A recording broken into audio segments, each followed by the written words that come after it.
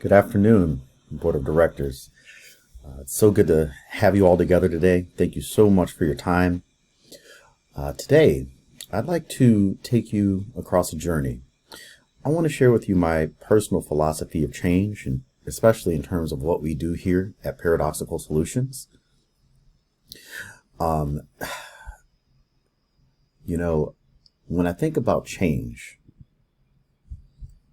what comes to mind is the company vision that I developed maybe within the past year.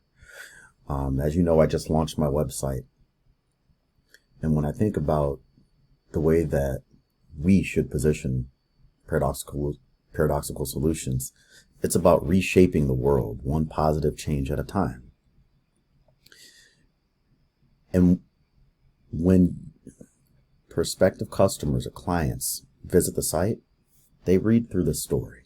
Imagine if you had a major change initiative you needed to execute, but you had no idea where to begin the process. Or if you had a system that needed to be implemented with agility, but you just didn't have the bandwidth. The idea is that organizational change is never easy.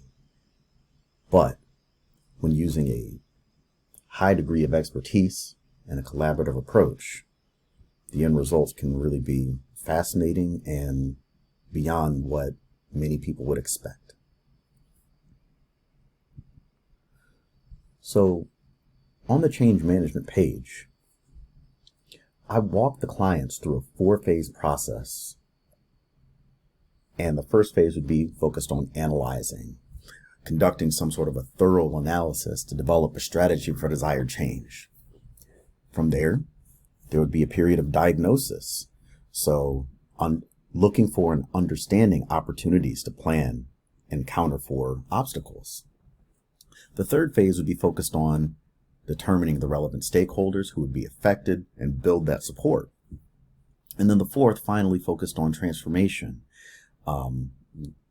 developing a communication strategy, and then essentially making sure that those communication nodes are being hit and magnified and used to their best possible ability. After going through this course, what I found is that the approach that I have, I think, is a great bird's eye view.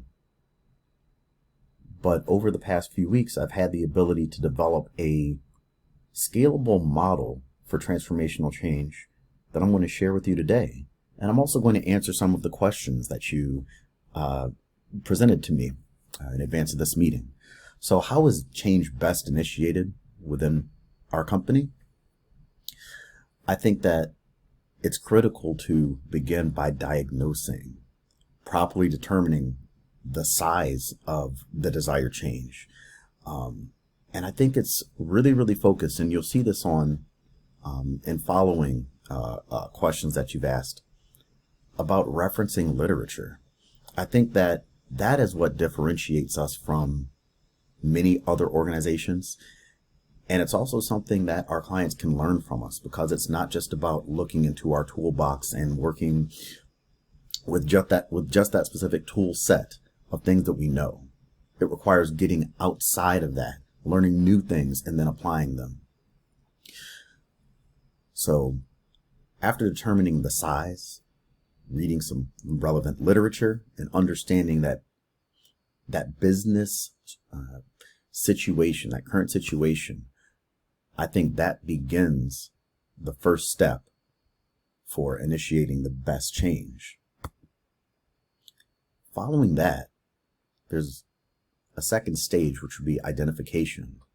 And this would be collaborating with others to understand that current situation, any past issues, also any other barriers to change, such as organizational politics. What I found throughout my career is that organizational change, silos, can stymie any major initiative. And no matter how well that system is implemented or how well it fits, sometimes it's the humanistic perspectives that aren't addressed and can really derail a project from becoming successful. The third stage is focused on selection.